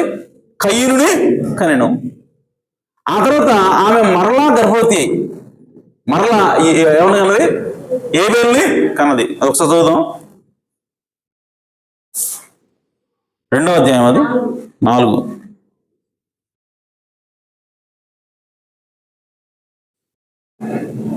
ఆదాము తన భార్య అయిన హవ్వను కూడినప్పుడు ఆమె గర్భవతి కయ్యనుని కని. చూడండి, ఇక్కడ ఆదాము కూడినప్పుడు అవనుకున్నప్పుడు కయ్యను పుట్టినట్టుగా మనకు కనబడతా ఉంది. కానీ ప్రియ సంగమా, ఆదాము వంశావళి గ్రంథంలో కయ్యను పేరు లేదు. మరి ఎందుకు ఇలా కనబడుతుంది అని అంటే ఆయన అంటాడు, ఇంకా మనకు కనిపించేది, యెహోవా దయ వలన నేను ఒక మనిషిని సంపాదించుకున్నాను నేను, తరువాత ఆమె అతని తమ్ముడుకు హేబేలును కనెను అని రాసింది. ఇక్కడ ఆదాము తన భార్య అయిన హవ్వను కూడినప్పుడు ఆమె గర్భవతి కయ్యనును కనెను అని రాసిన దేవుడు ఇప్పుడు మరలా హేబేలు కన్నాడు, హేబేలు కనెను అన్న దగ్గర మరలా ఇప్పుడు ఆదాము హవ్వను కూడినట్టు లేదు అక్కడ. అంటే ఒక్కసారే కూడాడు, ఇద్దరు పిల్లలకు వస్తున్నట్టుగా కనబడుతుంది. అంటే వీళ్ళిద్దరు ఎవరు? ప్రవక్తలు దీన్ని బట్టి ఏమంటాడు ఆయన? కవల పిల్లలు అంటున్నాడు ఆయన. ఆమె అంటే నిజానికి అవ్వ గర్భంలో ఇద్దరు కుమారులు, ఇద్దరు పిల్లలు ఉన్నారు. ఆ ఇద్దరు పిల్లలు ఒక పిల్లలు మాత్రమే ఆదాం వల్ల గర్భం ధరించాడు, అని ఇంకొక పిల్లవాడు సర్పం వల్ల గర్భం ధరించాడు. ఆమె ఎందుకంటే ఆమె మొదటగా సర్పంతో పాపం చేసింది, ఆ తర్వాత ఆ పళ్ళు తీసుకొచ్చి ఆయనకి ఇచ్చింది. ఆమె సో కాబట్టి ప్రవక్తనాడు ఉదయం ఆ సంఘటన జరిగితే సర్పంతో, మధ్యాహ్నం ఆదాముతో ఆమె కూడింది. కాబట్టి 2 విత్తనాలు కూడా ఆమె గర్భంలో పడ్డాయి. సో పడినప్పుడు వాళ్ళిద్దరు ఎలా బయటకు వచ్చారంటే కవల పిల్లలా బయటకు వస్తారట. అందుకోసమే హేబేలు గురించి మాట్లాడుతున్నప్పుడు ఆదాము అవ్వను కూడినప్పుడు అని లేదు అక్కడ. ఒక్కసారి అది ఆదాము కూడినట్టు కనపడతా ఉంది, ఆ తర్వాత ఇద్దరు పుట్టినట్టుగా కనపడతా ఉంది. కాబట్టి వాళ్ళు కవలు. అయితే ఇక్కడ మనం గమనించాల్సిన విషయం ఏంటంటే దేవుడు తన భార్య అవ్వను కూడినప్పుడు ఆమె గర్భవతి కయీనుడు, కానీ యెహోవా దయ వలన నేను ఒక మనిషిని సంపాదించు అంటుంది. యెహోవా దయ వలన నాకు మనుషుడు అంటే కుమారుడు పుట్టాడు అంటుంది. ప్రవక్త దాన్ని తీసుకొని యెహోవా దయ వలన అంటే ఆ మాట అన్నది అంటే దాని అర్థం దేవుడే ఆమెకి ఇచ్చాడని, లేదంటే అది సరైనటువంటి సంతానం అనటానికి లేదు. ఎందుకంటే సరైన సంతానమైనా దేవుడు ఇవ్వాల్సిందే, సరైన సంతానం కాకపోయినా దేవుడు ఇస్తేనే వస్తుంది. ఎందుకంటే అది ఒక రూల్, దేవుడు ఆ నియమం పెట్టాడు. నువ్వు పొలంలో ఏ విత్తనం నాటినా ఆ విత్తనం బయటికి రావాల్సిందే. గోధుమ విత్తితే మంచిది, గోధుమ రావాలి. నువ్వు ఒకవేళ చెడ్డ విత్తనటువంటి గురుగు నాటినా గురుగు కూడా బయటికి రావాల్సిందే. అంతేగాని చెడ్డది నేను తీసుకున్నాను బయటికి అనడానికి లేదు. ఎందుకంటే దేవుడు పెట్టిన నియమం అది. అలాగే గర్భంలో నీ భర్త విత్తనం పడినా దేవుడు తీసుకొస్తాడు, వేరే వారి విత్తనం పడినా కూడా దేవుడు తీసుకొస్తాడు. ఎందుకంటే విత్తనం పడితే బయటకు తీసుకోవాలి, భూమి యొక్క లక్షణం, దేవుడు పెట్టిన నియమం అది. కాబట్టి ఇక్కడ సాతానుతోటి సర్పంతోటి అవ్వ కలిసింది. సో ఈ దుష్టుని సంబంధం ఎవరు అంటే కయీను దుష్టుని సంబంధం అన్నాడు. ఎందుకంటే వాడి యొక్క లక్షణం మనం చూస్తే గమనించవచ్చు. ఎందుకు కయీను దుష్టుని సంబంధం అంటున్నాం, ఆదాము సంబంధం ఎందుకు కాదు అని అంటే, ఇక్కడ హత్య చేసింది ఎవరు? మొట్టమొదటి హత్య చేసింది ఎవరు? కయీనే. అలాగే అబద్ధం ఆడింది ఎవరు? కయీనే. అడేమన్నాడు? తన తమ్ముడిని మీద పడి చంపాడు. చంపిన తర్వాత దేవుడు చదువుతున్నాడు, నీ తమ్ముడైనా హేబేలు ఎక్కడా అని అంటే, నాకు తెలియదు అన్నాడు. తెలియదు వాడికి, నిజంగానే తెలుసు, ఎక్కడ పాతి పెట్టాడు కూడా వాడికి తెలుసు. అయినా కానీ వాడు ఏమంటాడు? నాకు తెలియదు, నేను కాపలున్నా అంటున్నాడు. అంటే వాడు కేవలం హత్య చేసేవాడు కాదు, వాడు అబద్ధికుడు అని రాయబడింది. అందుకోసం బైబిల్లో రాయబడింది, వాడు అపవాది, అబద్ధములకు జనకుడు. ఆమె అలాగే వాడి పిల్లలు కూడా అబద్ధం ఆడతారు. ఈ అపవాది లక్షణాలన్నీ కూడా ఎవరికి ఉన్నాయి? కయీనులో ఉన్నాయి. కాబట్టి దుష్టుని సంబంధం ఎవరు అంటే కయీను మాత్రమే. ఆమె హేబేలు కాదు, షేతు కాదు. ఎందుకంటే షేతు ఆదాము యొక్క స్వరూపంలో పుట్టాడు. ఆమె కాబట్టి సంగమా, సర్పం ద్వారా ఆ విధంగా ఇప్పుడు సాతాను ఏం చేస్తా ఉన్నాడంటే, తాను నివాసం చేయడానికి, తనకంటూ ఒక జనాంగాన్ని తీసుకురావడం కోసం ఇప్పుడు ఒక మార్గాన్ని వాడు ఏర్పాటు చేశాడు. ఆమె అదే ఆదాము ఈ లైంగిక చర్య అనేది లేదనుకోండి, ఇప్పుడు ఆదాము తర్వాత ఎవరు రావాలి అని అంటే, ఆ తర్వాత ఎవరు? షేతు రావాలి, లేదంటే హేబేలు రావాలి. హేబేలు ఎలా వస్తాడు అని అంటే పలుకుబడిన మాట ద్వారా వచ్చిండేవాడు. అక్కడ ఈ లైంగిక చర్య లేదు కాబట్టి ఆ వ్యక్తి పరిశుద్ధుడిగా ఉంటాడు. కాబట్టి ఇప్పుడు ఆ వ్యక్తిలోకి సర్పం లేదంటే సాతాను వచ్చి దూరడానికి అవకాశం లేదు. కానీ ఇప్పుడు సాతాను ఏం చేశాడంటే, తను రావటం కోసం, తాను నివాసం చేయడం కోసం ఒక మార్గాన్ని వాడు ఏర్పాటు చేసుకున్నాడు. ఆ మార్గం ఏమిటి అని అంటే కయీను అయి ఉన్నాడు. హల్లెలూయా. ఫస్ట్ సర్పంలోకి వచ్చాడు, ఆ తర్వాత ఇప్పుడు ఎక్కడికి వస్తున్నాడు? తన కుమారుడైనటువంటి కయీనులోకి. వాడి ద్వారా వచ్చేట ఇంకా సంతానం మొత్తంలో వాడి నివాసము చేస్తా ఉన్నాడు. అంటే సర్పం ద్వారా సాతాను ఏం చేస్తా ఉన్నాడంటే, తనకు ఒక నివాస యోగ్యంగా ఉండేటువంటి మనుషులను తయారు చేసుకున్నాడు. కాబట్టి ఈరోజు ప్రియ సంగమా, ఎవరు సర్ప సంతానము, ఎవరు దుష్టుని సంబంధులు అని అంటే, దేవుని వాక్యాన్ని ఎవరైతే నమ్మరో, దేవుని యొక్క మార్గాలను ఎవరైతే చెరుపుతారో వాళ్ళే దుష్టుని సంబంధులు అన్నారు. హల్లెలూయా. వాళ్ళలో వాడు ఉండి పనిచేస్తూ ఉంటాడు. ఆమేన్. సో అలాగా దానికి బీజం వేసింది ఎక్కడ, దానికి మార్గం సుగమమైంది ఎక్కడ అంటే ఏదైనా తోటలో సర్పం ద్వారా సాతాను దానికి మార్గం ఏర్పాటు చేసుకున్నాడు. హల్లెలూయా. కాబట్టి ఈరోజు దుష్టుని సంబంధి కయ్యను, అలాగే కయ్యను సంబంధులు అందరూ కూడా దుష్టులు. కాబట్టి ప్రియ సంగమా, సాతాను వాళ్ళ ద్వారా పనిచేస్తా ఉన్నాడు. అలాగే ఆదాముకు సంబంధించిన వాళ్ళందరూ కూడా దేవుని సంబంధులు. కాబట్టి ఇప్పుడు దేవుడు వీళ్ళ ద్వారా పనిచేస్తా ఉన్నాడు. వాళ్ళు ఆ విధంగా సపరేట్ చేశాడు దేవుడు, కలవనీయకుండా ఉంచాడు. కానీ ఎప్పుడైతే వాళ్ళు ఒక చోట కలుసుకున్నారో అప్పుడు వాళ్ళందరూ కూడా వాళ్ళలో చక్కని వాళ్ళు తీసుకుని వెళ్ళినట్టుగా బైబిల్లో రాయబడింది. అప్పుడు ఆయన అన్నాడు, నా ఆత్మ నొరుగుతో ఎల్లప్పుడు వాదించదు అని చెప్పి అప్పుడు వాళ్ళని జలప్రలయంలో నాశనం చేస్తా ఉన్నాడు. ఆమేన్. సో కానీ అంతకుముందు వరకు వాళ్ళని సపరేట్ గానే ఉంచాడు దేవుడు. కాబట్టి సర్ప సంతానాన్ని దేవుని సంతానం ఎప్పుడు కూడా అది సపరేట్ గానే ఉంచాలనేది దేవుని యొక్క ఉద్దేశమైనది. కానీ సాతాను ఏం చేస్తా ఉంటాడు, వాళ్ళందరూ ఇప్పుడు కలపడానికి ప్రయత్నం చేస్తూ ఉంటాడు. అందుకోసమే వాడు అన్నాడు, ప్రవక్తను తీసుకుని వచ్చి మీరు మేము ఒకటే, మా దేవుడు మీ దేవుడు ఒకటే, కాబట్టి మా ఆరాధన మీ ఆరాధన ఒకటే, రండి పండుగ చేసుకుందాం అని పిలిచాడు. ఆ ప్రవక్త పేరేంది? బిలాము. అంటే వాడు ఎల్లప్పుడూ కూడా ఏం చేస్తాడంటే మిక్స్ అవుతూ ఉంటాడు. ఎప్పుడైతే మిక్స్ అవుతారో వాడికి మార్గం సుగమం అనమాట. వీళ్ళందరి మీద రాజుగా పరిపాలన చేయొచ్చు అని. కాబట్టి దేవుడు ఎల్లప్పుడూ కూడా ఏం చేస్తాడు, మనం సపరేట్ చేయాలని చూస్తూ ఉంటాడు. కాబట్టి సంగమా, మనం ఎల్లప్పుడూ కూడా దేవుని యొక్క వాక్యాన్ని పట్టుకున్నప్పుడు, దేవుని యొక్క వాక్య ప్రకారం మనం నడిచినప్పుడు మనము దుష్టుని సంబంధించి మనం దూరంగా ఉంటాము. సాతాను మన లోపలికి రాకుండా, మనలో ప్రవేశించకుండా మనం వాడిని ఆపగలుగుతాము. కాబట్టి మనం ఎల్లప్పుడూ కూడా వాక్యాన్ని ఆశ్రయించాలి. ఆమేన్. సో ఆ విధంగా దుష్టుని సంబంధిని మనం గుర్తించాలి. అలాగే దుష్టుడు మన లోపలికి రాకుండా ప్రవేశించాలంటే దేవుని యొక్క వాక్యాన్ని, ఈ గడియ వర్తమానాన్ని మనం స్వీకరించినప్పుడు ఆ గడియలో సాతాను ఏ విధంగా వస్తాడో దాన్ని మనం అడ్డుకోగలుగుతాం. ఆమేన్. కాబట్టి ఈ చివరి వర్తమానం, ఈ చివరి గడియ వర్తమానం దేవుడు మనకి ఇచ్చాడు. దాన్ని పట్టుకుందాం, దాని ప్రకారం జీవిద్దాము. మనం దేవునికి నివాసయోగ్యంగా మారదాం. ఆమేన్. సర్పము సాతానికి నివాసయోగ్యంగా మారింది. తద్వారా మోసం చేయబడినటువంటి అవ్వ ద్వారా ఇప్పుడు కయ్యూను సాతానికి నివాసయోగ్యంగా మారాడు. మనం అలాగ ఉండకుండా మనము దేవుని సంబంధులుగా ఉండాలి, దేవునికి మనం నివాసయోగ్యంగా మారాలి. అలా ఉండాలి అంటే ఈ గడియ వర్తమానాన్ని మనము స్వీకరించాలి, దాన్ని నమ్మాలి. దాని ప్రకారం జీవించినప్పుడు దేవుడు మనల్ని దీవిస్తాడు. ఈ మాటలు దేవుడు దీవించును గాక. ఆమేన్. అందరూ లేచి నిలబడదాం.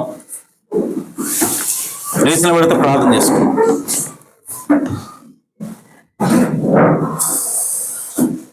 కళ్ళు వచ్చినట్టు కళ్ళు మూసుకోండి. ప్రియ సంగమా, దేవుడు ఎప్పటి వరకు మనతో మాట్లాడాడు, సాతాను ఏ విధంగా కుయుక్తిగా సర్పం ద్వారా ఏ విధంగా పనిచేశాడు, అవని ఏ విధంగా మోసం చేశాడో దేవుడు మనతో మాట్లాడాడు.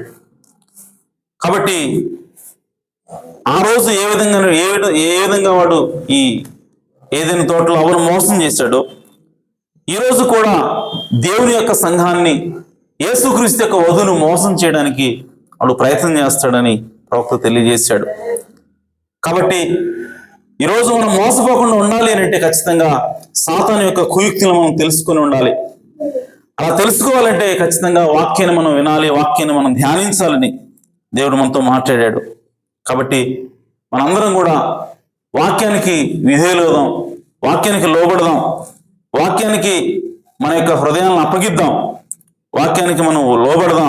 అవ్వ ఏ విధంగా వాక్యం దాటి బయటకు వచ్చిందో మనం ఆ విధంగా రాకుండా వాక్యం వెనుక దాక్కున్నప్పుడు సాతాను మనల్ని ఏమీ చేయలేడు, సాతాను మనల్ని జయించలేడు, మన మీద విజయం సాధించలేడని మనం చూసాం.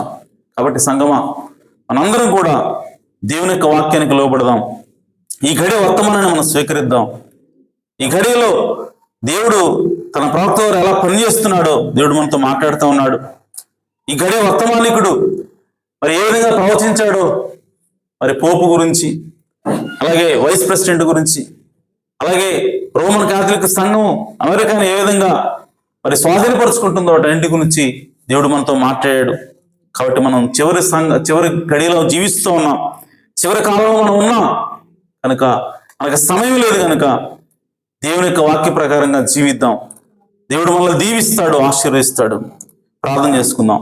జీవాధిపతి, జీవము కలిగిన దేవా, మీ ఘనమైన ఉన్నతమైన నామమునకు స్తుతులు స్తోత్రం చెల్లిస్తున్నాము తండ్రి. అయా ఈ ఉదయకాల సమయంలో ప్రభువా, అయా దుష్టుని సంబంధి అనే వర్తమానం ద్వారా మాతో మాట్లాడావు నాయన. అయా ఇదిగో నా తండ్రి, సాతాను ఏ విధంగా సర్పంలో ప్రవేశించాడు, అయా నా తండ్రి ఆ తర్వాత ప్రభు ఏ విధంగా కయ్యూల్లోకి ప్రవేశించాడు, అయా తనకంటూ ఒక నివాస యోగ్యమైనటువంటి మనుషులను వాడు ఏ విధంగా ఈ భూమి మీద తీసుకొని వచ్చాడు, అయా మాతో మాట్లాడావు తండ్రి. అయా అలాగే నాయన ఇదిగో ప్రభు, మేము సాతానికి అయా నివాసయోగ్యంగా ఉండక ప్రభువ, కేవలం దేవుడికి మాత్రమే నివాసయోగ్యంగా ఉందుము గాక ప్రభువ. ఆ విధంగా మా హృదయాలను మీరు అయా అతన్ని స్వీకరించండి నాయన. మా హృదయాల్లో ఉన్నటువంటి లోకమంతటిని కూడా పారదోలమని ప్రార్థిస్తున్నాను. మా హృదయాలను కడగండి ప్రభువ, మా హృదయాలను పరిశుద్ధపరచండి నాయన. అయా మీ యొక్క ఆత్మ అగ్ని చేత మా హృదయాలను కాల్చమని ప్రార్థిస్తున్నాను. అయా మీకు నివాసయోగ్యంగా మా హృదయాలను మార్చండి నాయన. అయా మా జీవితాలను మార్చండి ప్రభువ. అయా పరిశుద్ధమైనటువంటి జీవితాలను మాకు దయచేయండి నాయన. అయా మీకు నమ్మకంగా జీవించే భాగ్యాన్ని మాకు దయచేయండి ప్రభువ. అయా మేము ఏం చేసినా, ఏం మాట్లాడినా, ఏ ఆలోచన చేసినా అయా మీకు నాయన ఇష్టమైనటువంటి అయా ఆలోచన మేము చేయడానికి సహాయం చేయండి. అయా నా తండ్రి, మీ చిత్తానుసారంగా అవి మేము నడవడానికి మాకు సహాయం చేయండి. మీ చిత్తానికి లోబడి జీవించడానికి మాకు సహాయం చేయండి ప్రభువా. మీకు ఇష్టమైనటువంటి అయా మీ బిడ్డలుగా ప్రభువా, అయా నా తండ్రి, మీకు ఇష్టమైనటువంటి వధువుగా అయా ఈ చిన్న సంఘాన్ని అయా మలచమని ప్రార్థిస్తున్నాను తండ్రి. అయా కృప చూపించండి, దయ చూపించండి ప్రభువా. ఇదిగో నాయన, ఇప్పటివరకు విన్న వాక్యము నాయన అందరి హృదయాలు నీరు కట్టండి ప్రభువా. అయా నూరంతలుగా ఫలింపును దయచేయండి ప్రభువా. అయా మీ కృప, మీ కాపుదల అయా మాకు తోడుగా ఉంచి నడిపించమని ప్రార్థిస్తున్నాను. అయా దుష్టుడు నాయన, ఓ నాయన మా హృదయాల్లో ప్రవేశించకుండా ప్రభువా, అయా అతని మనసులను చెరపకుండా ప్రభువా, అయా అతన్ని మా చుట్టూ మీ కంచె వేసి కాపాడమని ప్రార్థిస్తున్నాను. అయా ఈ సమయంలో ఎవరైతే అనారోగ్యంతో బాధపడుతున్నారో సంఘంలో, అయా వారికి నాయన పరిపూర్ణమైనటువంటి విశ్వాసమును దయచేయండి ప్రభు. అయా పరిపూర్ణ స్వస్థతను దయచేయండి ప్రభు. అయా ఆరోగ్యమును, బలమును దయచేయండి ప్రభు. అలాగే నాయన ఎవరైతే నాయన ఓ ప్రభు రక్షణ లేకుండా ఉన్నారో మా కుటుంబాల్లో, అయా వారికి రక్షణ భాగ్యం దయచేయమని ప్రార్థిస్తున్నాను. ఎవరైతే నాయన ఓ ప్రభు వెనక జారిపోయి ఉన్నారో వారందరూ కూడా మీ సన్నిధిలోకి తోడుకున్నామని ప్రార్థిస్తున్నాను. అయా మీరు వారిని ఆకర్షించమని ప్రార్థిస్తున్నాను. అయా సమయం ఇక లేదు నాయన. అయా నా తండ్రి, చివరి దినాల్లో మేము జీవిస్తున్నాం ప్రభు. అయా నా తండ్రి, ఓ నాయన ఒత్తిడి రాబోతుందని మా ప్రవక్త అన్నాడు తండ్రి. అయా సంఘం మీదకి ఒత్తిడి రాబోతుందని, అయా సంఘం అంతా కూడా ఒక చోటుకు చేరాల్సిన అవసరం ఉందని అయా మా ప్రవక్త అన్నాడు ప్రభు. కనుక నాయన మేమందరం నాయన లోకంలో ఉండక ప్రభు, అయా నా తండ్రి, ఎవరైతే బయటకు వెళ్ళిపోయి ఉన్నారో ప్రభు, ఎవరైతే నాయన ఓ నాయన వెనక జారిపోయి ఉన్నారో వారందరినీ కూడా వారు ఆకర్షించమని ప్రార్థిస్తున్నాను. అలాగే నాయన సమయం లేదు కనుక ప్రభు, అయ్యా ఇదిగో ప్రభు, జగత్తు పునాది వేయబడక మునిపే ముందుగా మీరు అందరినైతే చూసి ఉన్నారో ప్రభు, అయా వారందరినీ కూడా చింతపల్లి గ్రామంలో అయా రక్షించమని ప్రార్థిస్తున్నాను. వారందరినీ కూడా ఆకర్షించమని ప్రార్థిస్తున్నాను. అయా సహాయం చేయండి. విన్న వాక్యం అందరి హృదయాలు నీరు కట్టండి, నూరంతలుగా ఫలింపును దయచేయండి ప్రభు.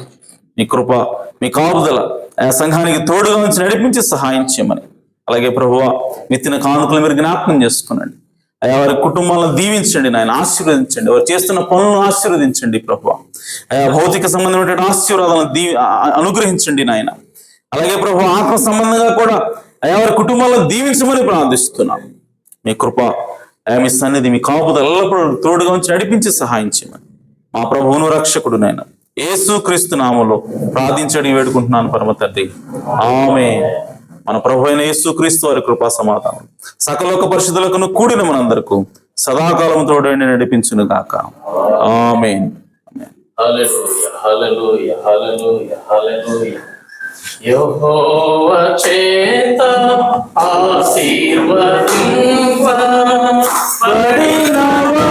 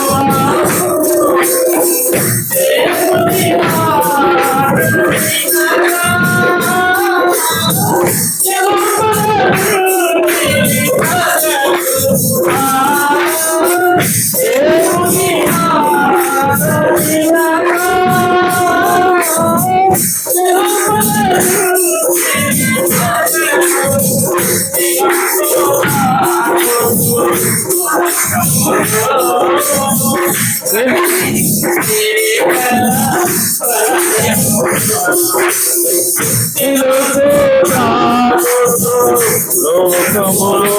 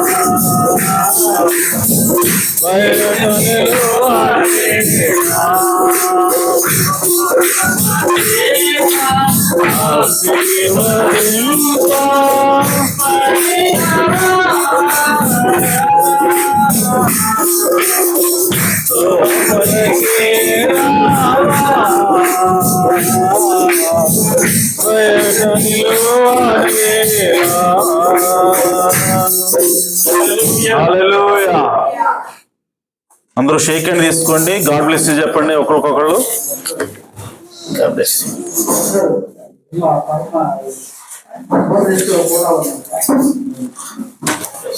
ప్రకటన కోటాలు ఉన్నాయమ్మా. ఈ నెల 29వ తారీఖు 30వ తారీఖు కోటాలు ఉన్నాయి. కృపా మినిస్ట్రీస్ వారి ప్రార్థన చేయండి, సిద్ధపడండి.